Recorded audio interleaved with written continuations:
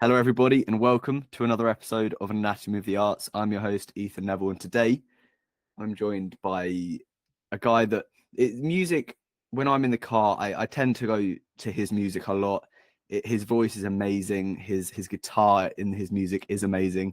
It's Mr. Jacob Slade. How are you, Jacob? Hello, I'm doing well, Ethan. How are you? I'm great. I'm on a really. We're just actually talking about how bad the weather is just worldwide from Wisconsin to Cambridge. It's just poo today. It is just poo. I think that's the way to describe it. Yeah, I Um, know. I was thinking about it this morning because obviously, like within the U.S., if the weather is bad here, then it tends to yeah, be to some degree yeah, bad throughout the country. But yeah, it's interesting to see that even across the ocean, you're yeah, experiencing the same thing. yeah. Well, I mean, to be fair, England's weather is never really great. Yeah. Anyways. So I like to go to the very start of whoever I'm interviewing. So can we just go all the way to the beginning and how you got into music? Yeah, for sure. So I originally got a drum set for a Christmas present, I believe, when I was 5 or 6 years old. My dad played guitar when I was growing up, so he always Yeah, had instruments around the house, and I'd been a guitar player for a while, played drums when he was little too. yeah, And so my start was just kind of jamming out with him. He'd play guitar and I'd play drums, and we'd just jam out like classic old time rock stuff, Leonard Skinner and Dio, and yeah. just some classic dad rock stuff. But it was cool, and I think I had a just a natural affinity towards it and Yeah. really enjoyed it. Um, but then I kind of throughout throughout I guess those like earlier years was on and off with it. I was really serious into baseball when I was a kid, so that Mm, um, occupied a lot of my time. yeah. But then I got more interested in guitar and piano. I want to say when I was like 13, around eighth grade, um, and that's when I got more serious about uh, just using the internet and um, I was just determined. I was like, I wanna play this, and I'm gonna just sit and practice every day Everything. until I'm gonna learn everything on every instrument known to man, yeah, conquer the world.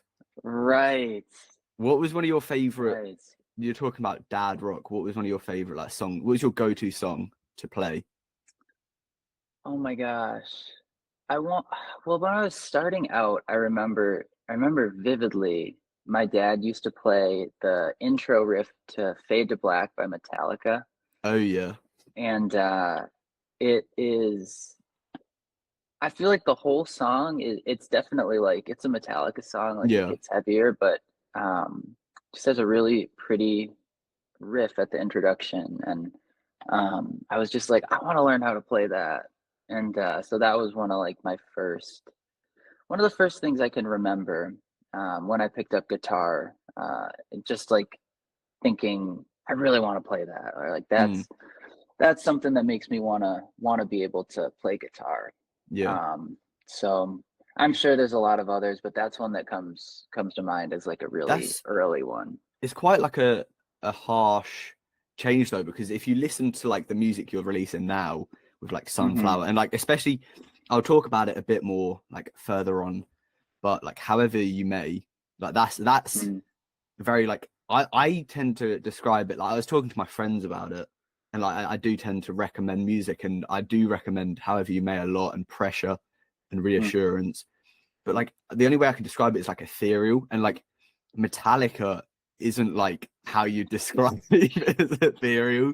So like when did that like because even from your like Yeah. beginning with Wisconsin and like that Hmm. beginning single, when did you start discovering the kind of like folkier music?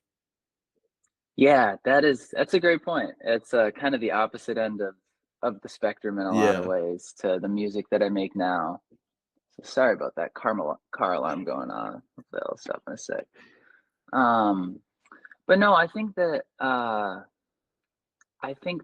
probably around when I went to college, so when I was like 18 or 19 and I got more interested in writing my own music, I got really into bands like the Lumineers and the Head and the Oh Heart, yeah, yeah.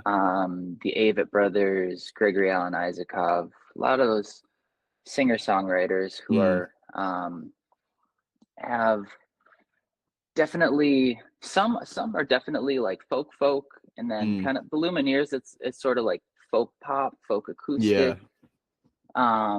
And so I think that in terms of that more acoustic singer-songwriter influence, getting into those bands really drove that.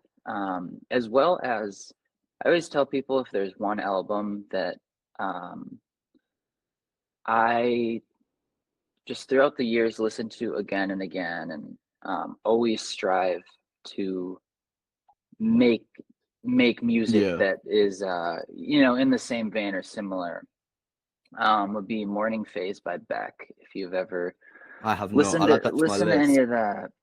But it is it's just got those like ethereal spacey Mm, textures, but also kind of drawn back down to earth with sort of a little bit of folk country yeah, influence. And I don't know exactly how to explain like why I have such an affinity toward um music like that, but I yeah, think that I've just always liked music that sort of transports you, and yeah, that for me. Music like that, or music like Pink Floyd, for example, it's like big, it's spacey, like it's yeah. out there. Reverby That's and like it's just heavy on the reverb yeah, gain. Yeah, yeah, exactly. So I think that's yeah, just always from when I was getting more into songwriting and um, making my own music. I think that was always music that spoke to me yeah. powerfully, for Do sure. you tend to like when you're writing music, tend to aim or like replicate music that you've heard throughout your life, or do you, in the same kind of way, try and stay as true to yourself and not trying to like force music to come Mm. out, if that makes sense? Yeah, no, that's a great question. I think it's always a balance between the two, because I think that, I just finished Rick Rubin's new book, The Oh, Creative Creative Act. Act. I've got it on my bookshelf. It's right up there. Mm, It's great. it is great. Yeah, in one of the later chapters, he was talking about how there's nothing inherently wrong with liking how something sounds and trying to create something that sounds like it, just Yeah. because your unique filter and just everything that you bring to the table is going to make it different just Mm, naturally. And so I think that um, I've always kind of been in that boat where if I hear something I like, I will not necessarily try to recreate it exactly, but take elements of it that I yeah. like. And I just think you realize that unless you're just trying to note for note copy something, and obviously like that's not Yeah. what he was talking about or what we're talking about, but I think you just realize how different it becomes because of um, you might start here and end up somewhere Mm, completely different. And I think that's how it's always kind of been for me. Is I'm not necessarily like trying to make something that yeah. is unlike anything that's ever been made before. But I hope that um, within my influences emerges something that is to a certain extent unique Yeah. and moves people in a different way than other music, even if when you water it down to the elements, it's Mm. in some ways similar. Do you were talking about, you started writing lyrics for your songs back in college. Was that something that you also draw an inspiration on, or was it just the instrument aspect of it that you kind of took from other music, or what did it, like listening to the Lumineers and the Head and the Heart and all Mm. these great folk, like Isakov is a great storyteller. Hmm. Is listening to him and everyone else kind of impact your writing? Yeah, 100%. I think that I just think I've always loved music that is not necessarily like completely direct in the Yeah, story that it's telling, because I think for me, um, the artists that move me the most are the ones who have elements of being direct. So like you know what the theme of the song is to yeah, some but it's extent, open but to interpretation. yes, Yeah, exactly. And I think that um that's kind of how my music is as well. yeah, And I try to convey absolutely. a Yeah, certain sentiment, but it's not necessarily like I went to the store and I got three apples and then I went, yeah, and it's not like yeah, yeah, just yeah, yeah, completely laying it out yeah. exactly. It's not explicit in what it's trying to Um, say, but you can kind of get an idea of what it is saying. yeah, yeah. And so I think I've definitely, to answer your question for sure, am inspired by just the way that some of those great Yeah. songwriters, Gregory Alan Isakov, Justin Vernon from Bon Iver, Mm, Noah Kahn, someone who's obviously very popular yeah. in the modern sort of folk pop, indie folk scene. But I just think they're all so good at conveying their ideas creatively Mm, and sort of taking these powerful themes and powerful emotions and delivering them in a way that they're unique to their own experiences, but they're also um, it's very easy for the listener to relate to them. yeah. And so I think that's the coolest thing. And I'm definitely inspired by that, just by finding ways to make your unique experience relatable and Yeah. digestible for people who might be going through, Mm, something similar, but don't know the complete ins and outs of your personal life. yeah. Well, I think I was actually going to talk about it, that same thing kind of later on, but I think it's a good time to like introduce it. But with However You May, and I think that's what makes it's your like standout song. Like if you were to go on Spotify, it's the one that's kind of like it's number one on your most listened. But for me, what makes that song is like the lyrics in the song, if that makes sense. Mm. And like the guitar riff at the start, the I'm not going to try and recreate the guitar sound on here because I'd sound like an idiot. But but like everyone should go listen to that song, and it is genuinely amazing. But the lyrics like Thank you. take a break and ignore the pain, Hmm. but avoidance is temporary. It's the way that it's not, you don't know what you're talking about, if that makes sense, but you do know what Hmm. you're trying to say when you're writing these songs. Do you like find solace in what you're writing? Do you put your own like self into the songs, or do you kind of speak from like a metaphorically kind of perspective? Yeah, I definitely think that most, if not all, my music is very personal to my Yeah, experience, I think, and it.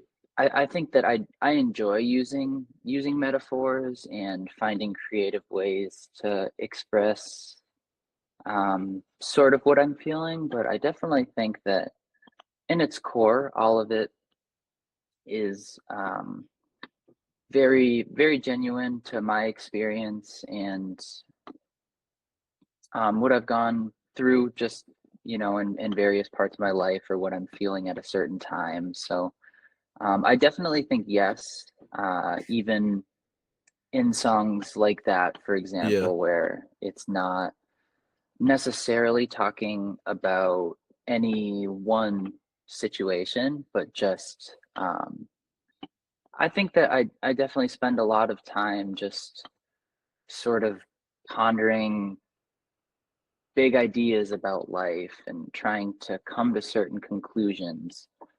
for no reason in particular other than it just interests me, and I Yeah. think it it really interests me to try to understand how um, I've grown as a person throughout time and how I've experienced time differently throughout my life.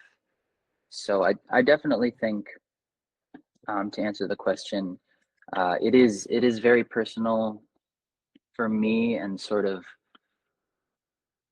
I think, um, and I think a lot of musicians or artists of any kind of say this, but it's sort of necessary. Yeah. It's like a necessary outlet, and it's always just kind of been like, if there's nothing else that in a certain moment is able to give me some reprieve from just difficult things going on in life, or just Yeah. difficult thoughts I'm working through, just kind of trying to get things onto paper, or just think ideas through, and um, record them in some way, has always been Mm. very, very helpful thing for me, and something that has definitely helped me through some difficult times, for sure. Yeah. Do you, because of like how I'm guessing how personal the lyrics are to you, is it hard for you to then share it with other people? Or like, with songs like Reassurance and However You May, is it hard for you to then put it out into the world, or was it hard for you to then let people then hear what you were kind of thinking? That's a really good question. I think that it's easier when the songs are um, a little bit more metaphorical like Yeah. that. And I think I've it's never been super hard for me to share songs that are mostly just relating to how I feel. But I Yeah. think it has definitely been hard for me to, because I think especially when you start out in music, a lot of the people listening are people you're close to, Mm, absolutely. Yeah. friends, family, acquaintances, stuff Yeah. like that. And so I think it's hard for me to sort of toe the line between fully expressing myself and the things that I'm feeling, and also taking into consideration that people who know me and love me, and if I was like upset with them at a time, and like trying Yeah. to convey that sentiment into a song, like just trying to take into consideration that they'll also be listening, and like how will it make them feel. Yeah. And so I think it's definitely been difficult to, at times, whether it be just a strained relationship with a family member or a friend, or a partner, something Yeah. like that. I never want to make it obvious like who I'm talking Mm, about, and have any sort of negative ideas be drawn about someone else in my music. yeah. And so I think that that's always been a tough thing, because obviously, sometimes you just have periods where you're frustrated with people and upset with people, but it's not, you don't want any harm to come to Yeah. them, or any negative thoughts to come to them. So um I think that to answer the question overall, I feel like I've always felt pretty open and comfortable sharing just feelings and thoughts that are personal to me, but sometimes when it pertains to my relationships with other people, it has Yeah. been um, difficult, and has sort of given me like a feeling of guilt of Mm, not wanting to bring anything negative to anyone else. yeah. I get that a lot because especially because I haven't released any of my own music, and you kind of get yourself starting off like writing these, like, I don't know if this is how you started, but like you write your like little poems and like little, like, not paragraphs but like little like verses, but then you kind of like when I read back through them, and even like hearing myself speak, like when I edit this, it's awful. Like I listen to myself and I'm like, oh, why do I like, you know, do you struggle with that? Do you listen to yourself back a lot, or do you just kind of, when you've released it and when you've checked that it helps, or like that it's good enough, or that you're happy with it, are you then listening to it back or not? Yeah, I always think that that's a really interesting question, and one that I feel like artists are very split on whether Yeah. they do or not. And I am honestly someone who really enjoys listening to my own music, Mm. and um, I think that for me at first it was definitely hard. I Yeah. remember when I was like really young. I think singing especially was at first difficult because Yeah. it's just so much more personal It's than very subjective as well. Like a lot, like you can have yes. one friend say, "Oh, you're an amazing singer. Or you're amazing," and then the next Mhm. person can say, "Oh, your voice isn't. You don't just stop singing." You know what I mean? Like it's Yes. very split, and like then you start to doubt yourself a lot. Mhm. If that makes sense. 100%. Yeah, versus like playing guitar, Yeah. you know, even someone who doesn't play music can kind of tell if your Yeah. guitar's way out of tune, or you're just playing a chord wrong or something Mm. like that. But yeah, no, I completely hear you on that.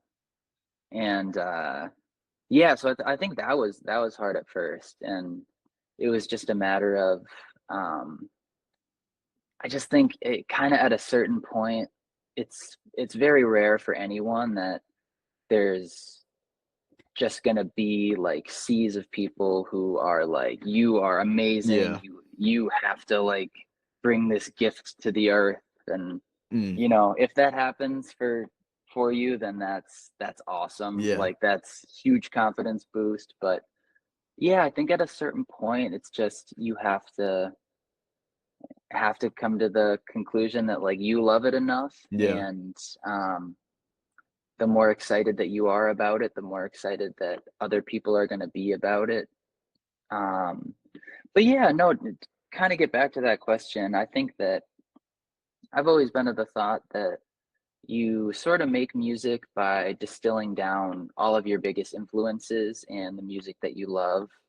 Um, and so for me, I just think that my music blends a lot of music that I have loved over the years, and for that reason, I think it's cool to listen back, and it's cool just to see how songs change or Mm. stay the same, like in what they mean to you over the years.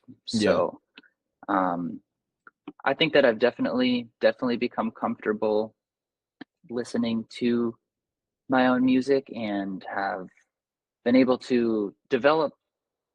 I mean, you can never have a fully objective opinion on anything because it's an opinion at the end of the Yeah. day, but um have have definitely, I think, gotten better at being able to hear a song of mine, especially when I'm working on it, and be like, this sounds great or this needs work, and Mm. it's just not there yet. And I think that's one of the biggest tools Yeah. um, that you can have, especially when you're doing everything by yourself, is being able to be honest and be objective with yourself, uh, going both ways. Yeah. When you were saying about distilling all your like the music, the previous things that you'd listened to, and then like put it into your own work, with because you've been at this since 2019. That was when Wisconsin was released, somewhere around that Hmm. time. Yep. Has Because since then, like you can kind of see, like even from the beginning, normally with artists, you'll have the first maybe 5 or 6 singles, they're like folkier, and then there'll be more indie rock, and then there'll be more whatever they're trying to like find their feet and what they enjoy doing. But with Wisconsin and how it like started off, you can definitely like it. I wouldn't say it's really changed massively from like your most recent Sunflowers. Do Hmm. you do you feel like that's something that you found like your niche, I guess, or do you feel like you're still on that journey of trying to discover what music you kind of take akin to, you know? Yeah, for sure. I think that I've definitely come to the realization that um, I don't necessarily want to box myself into Mm, any genre in particular, because to your point, like I think Wisconsin and Sunflowers and Soft Spoken to a certain extent are they more have that like acoustic yeah, leaning sort of indie folk sound. But a lot of my other stuff and the song I have coming out in a couple weeks is um, definitely not really folky at all, and yeah, especially with the album that However You May is on, a lot of that is more, I guess, poppy, bedroom mm, pop, indie pop kind of stuff. And so I think that I just try to follow what excites me and yeah, um, what direction that I really am passionate about, like at the mm, time that I'm making music. And so I think along with that, though, I've just kind of realized that, whether it's a stripped back acoustic song or yeah, one of the more like textured, full poppy songs, I think I kind of feel like it still sounds like one of my songs, absolutely, whatever that means. And yeah, so I think it there's just certain like intangible things that it's not necessarily that I'm striving to make things sound like my sound, but mm, I think just sometimes it it just just happens, it just yeah, yeah, happens that way yeah, because it's you, and yeah. it's There's always those you're the roots you go same back to, person. yeah. Yeah, exactly. Do you, Exactly. with the music that you have released, the bedroom pop, like I genuinely, I think we need to make like a genre just for your music and like some others with the like the reverb and the ethereal. I keep coming back to the word, and like until, if you haven't listened to Jacob's music, I think you should. And then when you realize what I'm like, you'll realize what I'm talking about here. But like the ethereal, like textured pieces of music, what do you enjoy most? I mean, there's obviously different like branches that this can go off. Like, what do you enjoy writing the most on, and then what do you enjoy? But like overall, is it the stripped back versions, or is it like the textured kind of things that you get the most pleasure out of writing and like producing? Yeah. I would say definitely more so the latter.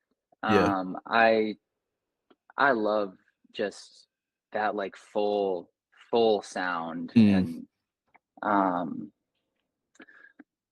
I think that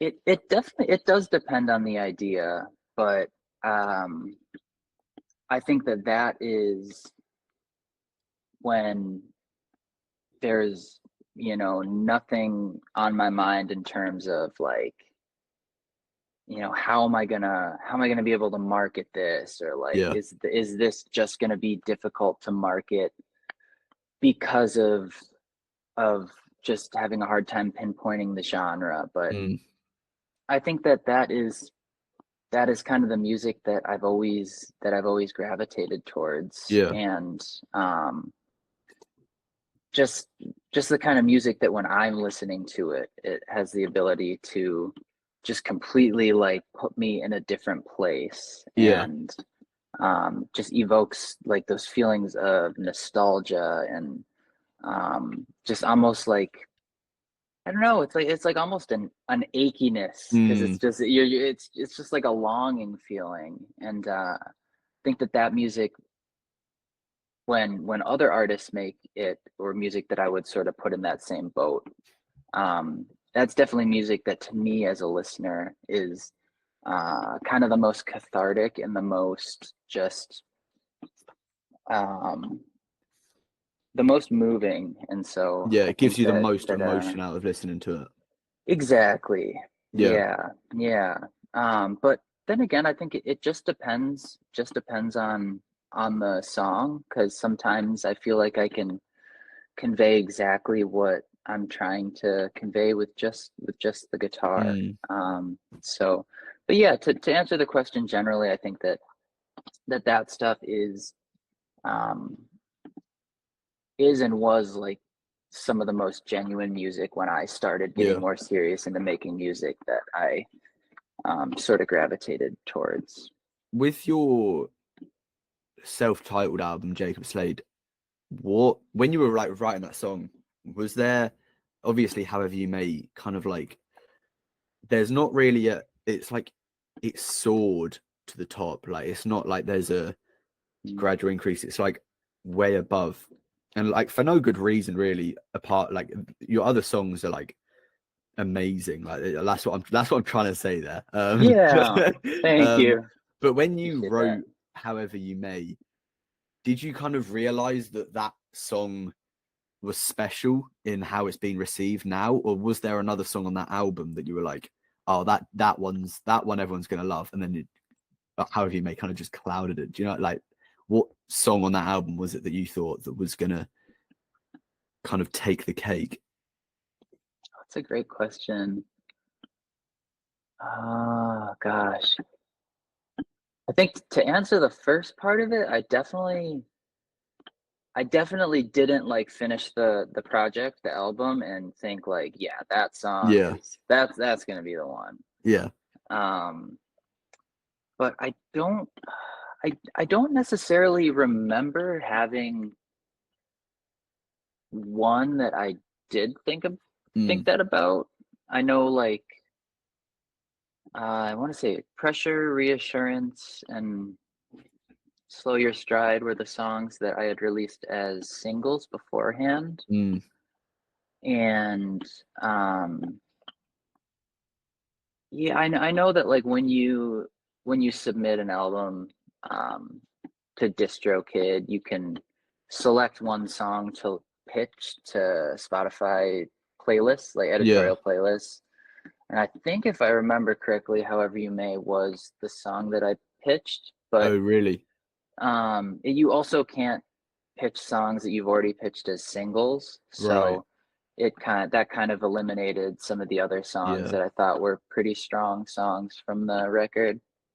Um, so yeah, I don't know. I think that However You May ultimately started kind of gaining a little more traction when so I don't know if you've heard of Submit Hub before, but it's no. pretty much just it's a website where you buy credits, and with the credits you submit to people who curate independent playlists. Right, right. So not Spotify editorials, but Mm, independent playlists within the genre. And However You May started having some success on there and sort of carving out a path into like the yeah, indie folk world. And then just out of nowhere, like 2 years after it came out, it got put on Fresh Finds on Spotify and Fresh Finds Folk, and has since got put on a couple of those editorial yeah, playlists, which was, I always hoped that yeah, that would happen, but it just doesn't really happen for smaller artists who don't have yeah, any management or label representation. And so I think it's just been some I don't know if lucky is the right word, but yeah.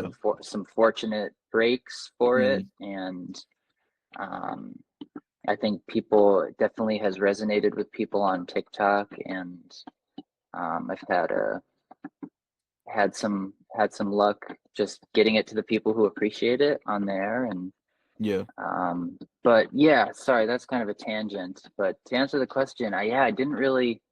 I was definitely excited about the song. I think that for me to put something out means that I'm really excited about yeah, it, and I think that it certainly has a chance of resonating with people. But I definitely didn't see it as like the yeah, standout song, and could not have ever predicted yeah, um, that it would resonate with this many people. So it's um, been really cool. It's been Mm. really cool to see. Do you have like a favorite song, or does your favorite song that you've made differ to one that you're like the most proud of, I guess? Just kind of favorite in terms of like Yeah. What, what like, I would want to go back yeah, and listen to the most. Oh, that's a great question. Um, I think it's hard as you see sort of how songs do on Spotify and which songs are popular, and sort of resonate with people. Because I think it's sort of, whether you want it to or not, kind of like changes how you perceive them. yeah, And just in the sense of like, a lot of people seem to like this song, so this something about this song must yeah. be better than, you know, this other song that I thought was really good, but just doesn't really seem to connect with Mm. people. Um, but gosh, I'm just trying. At least on my album Soft Spoken, I definitely think my song Undone is one that hasn't necessarily soared above the rest in terms of Yeah. like how it's been perceived, but is one that I am um, certainly really proud of and was really meaningful when I was writing it.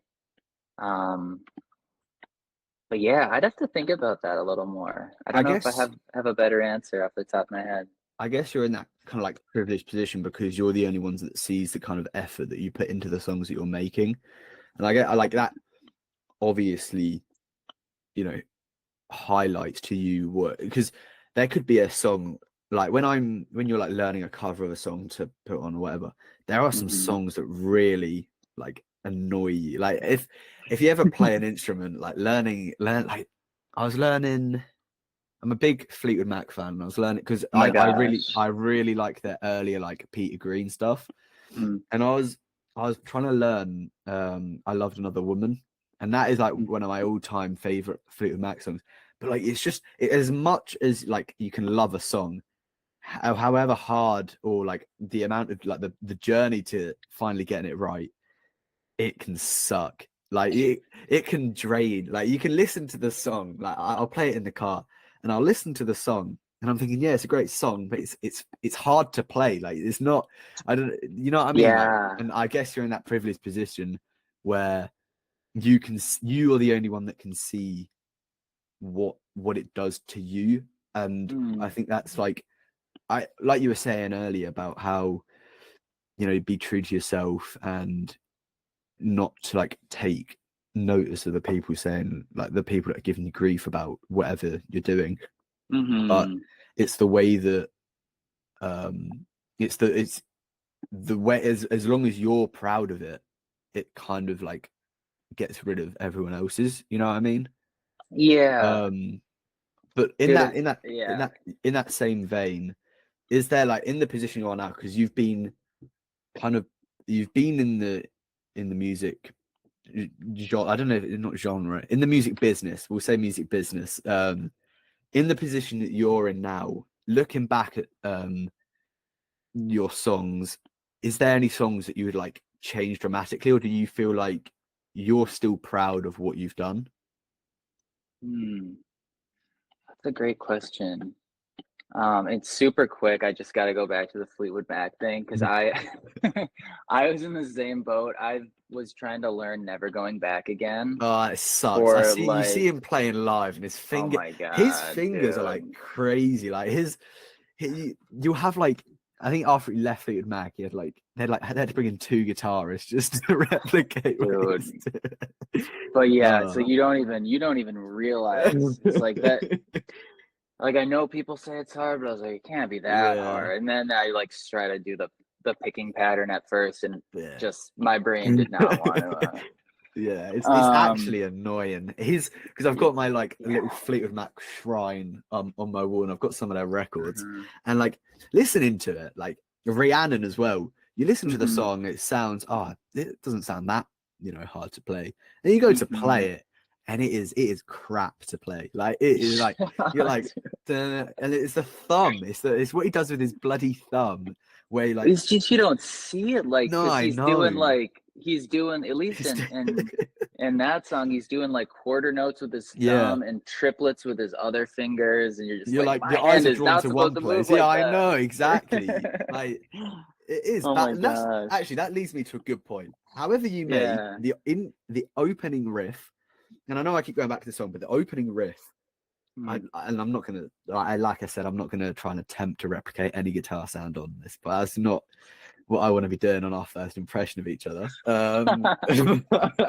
But how do you come to like the guitar riffs that you use in your music? Because however you may, it's like a very, it's not, it's very niche. Like it's not like you listen to other people, it's very different. Like, and I know every other song is different from one another, but like, how did you come about writing that, progression? Gosh, I honestly I don't I remember the basics of it. I don't remember how it like came to be that riff Yeah. exactly because the song itself is very simple in structure. Mm, It's just two chords that bounce back and forth, and I think I've always really liked songs that are two chord progressions because it's yeah. just a really easy. I think for me, it's always been a really easy way to express tension and release in music, and I think that is what is the driving force behind Mm, a lot of really powerful music is finding a way to build up tension and release it in a way that is sort of a cathartic yeah. experience for the listener. Um, but I think that I remember when I was writing that song, I was really trying to learn like the major minor scale well because coming from a self-taught background, I just didn't really have a whole lot of music theory knowledge. Yeah, it does And suck. I can back up the notion that music theory sucks. It is so yeah, annoying. Anyways, back to what it you said. Sorry. it is. No, you're good. You're good.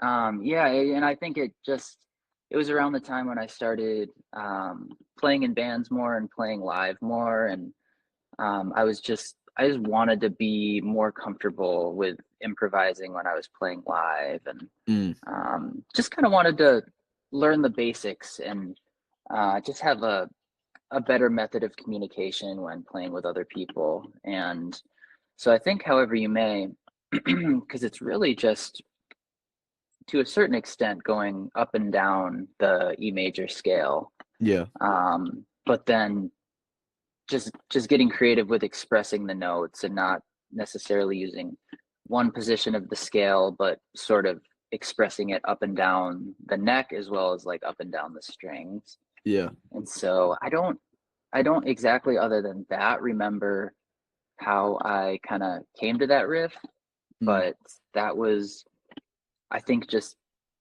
really trying to hammer down those scales yeah, is probably where the like kind of initial idea for it came. That yeah. makes sense. Yeah, no, absolutely. And you mentioned live shows, and that was one of my questions because seeing you on like Instagram and TikTok, you do like promote loads of shows and like live shows, and you do because I've spoken to musicians before, and they're like, yeah, I don't do live shows. It doesn't interest me. It doesn't, I just don't find the Hmm. time for it. This, that. With the amount of live shows that you do, are you still in the position where you get nervous before each show, or do you kind of like not take too much attention to it? Yeah.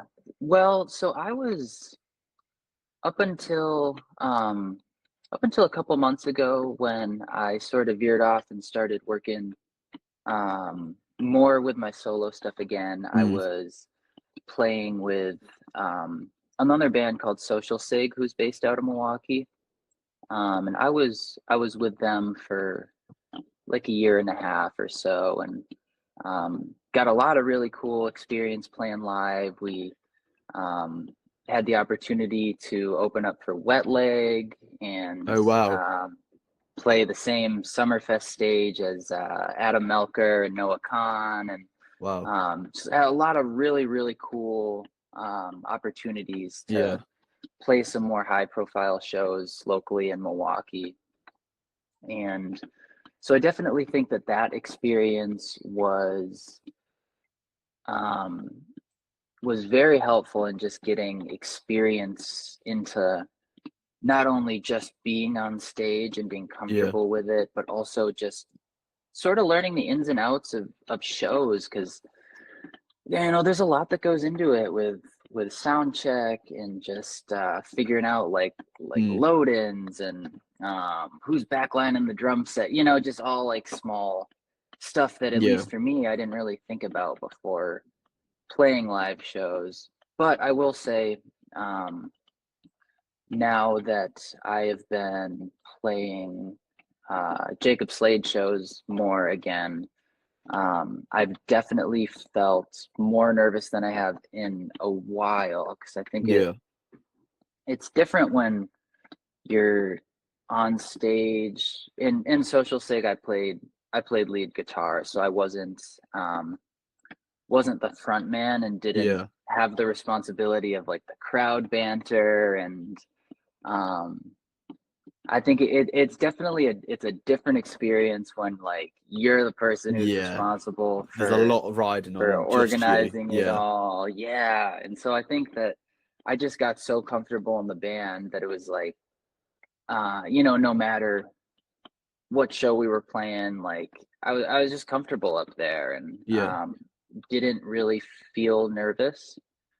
But now when playing my own shows again, especially the ones that I put together, um, I'm definitely sort of feeling that kind of yeah, nervous excitement again, which um, I think is cool. I think it is a good indicator that I'm sort of forcing myself out of my comfort zone again. And um, I think it's cool to see. It's humbling. I yeah, think it's good to have those reminders that um, I think when you're nervous, it shows that uh, not all the time, but it shows that it's meaningful to you and mm, you're excited about it, and um, you want to give the people there uh, the best impression of you and your live show. So, yeah, but yeah, definitely have been feeling the nerves a little bit again yeah. recently. Do Yeah. you with live shows, because I know there are artists out there that release like live albums and they do albums based Hmm. on their set places, but do you find it easier to like experiment more, or do you experiment more in live shows now that because there's not like you're not putting it out on a public domain to like remain there forever, if that makes sense? Mm, You find for it sure. easier to like try something new Hmm. and like a different rendition of a song or whatever? Yeah, yeah, that's a great question. I think definitely yes. With Mm, I think my studio recordings, it's obviously, you have that freedom to do a take 50 times and yeah, get it like exactly absolutely. how you want to get it. And um I think that I've always at my live shows, I'm thankful enough to play with a group of people as well, who are all very talented musicians and who all have the ability to improvise and to not necessarily have every section of every song like planned out Yeah, note for note. And so I think I've always really enjoyed encouraging that room for improvisation at live shows, because, to your point, it's not, if someone makes a mistake, yeah, it's, you know, it's whatever. Yeah, it's just how it goes. And I think that just comes with taking risks yeah, sometimes. And um, but yeah, I definitely think that it's pretty common for people who have listened to my music but never seen a live show, it's pretty common when they do that they'll Yeah. come up to me and just be like, dude, that was way different from your recorded Yeah. stuff. And so I think we definitely do get a little more jam bandy, Yeah. and like to like to leave room to improvise. And um, I think it's just cool to have all the other people who play in my live band be able to express their Yeah. unique skill sets, and um, take my music and add what they are able to Mm. add to it. So for You, sure, I think yeah. that it's more free form than the Yeah. recordings, definitely. Now, just to finish up, your most recent release, Sunflowers, in like Mhm. February time. Mhm. Can you just tell us like what the inspiration behind that was? Like what kind of Yeah, prompted you to write that song and how it came out? for sure. Yeah. Um, I definitely think that that one um, is sort of just I just turned 26, and I think that at the point that I'm at in life right now, it's just kind of an awkward period in some ways, Yeah. where you're still very tied to some of the people who you've been friends with for a long time, and um, then some of the relationships that you thought would be lifelong friendships are not necessarily the same anymore. And I think Sunflowers is just trying to convey that sentiment of it being okay for friendships or relationships to end, and it doesn't necessarily have to be a bad thing. Mm. And that um, you don't you don't have to harbor any anger or resentment towards Yeah. people just because you don't have the same relationship with them Yeah. that you once did. And so I think that was kind of the driving force, at least behind the sentiment of the song. Mm. And it was uh, the instrumental was an idea that um, I had kind of bounced around with for a while, that was a little bit different than it ultimately ended up being. But I was also lucky enough to have my good friend Bailey Feist. He recorded the drums for it too. And um, I think that having the live drum takes really helped sort of elevate the song Yeah. to what it ended up being, and helped just really form it into what it is. So Absolutely. yeah, Well, it's always cool to have just other people's mm, influences on it, and it sort of can just spark ideas for you to move it in a different yeah. direction. Well, thank you so much, Jacob, for giving us this time with you. It's been amazing. Yeah, Honestly, it's a great insight into what music you've released. Thank you to all the listeners. And this will be up on Sunday, I think. Yes, Sunday. But the listeners will know that when they're hopefully listening to it. Thank you all so much for listening. Thank you. yeah, thank you, Ethan. It's been an absolute pleasure. It's the time flew by.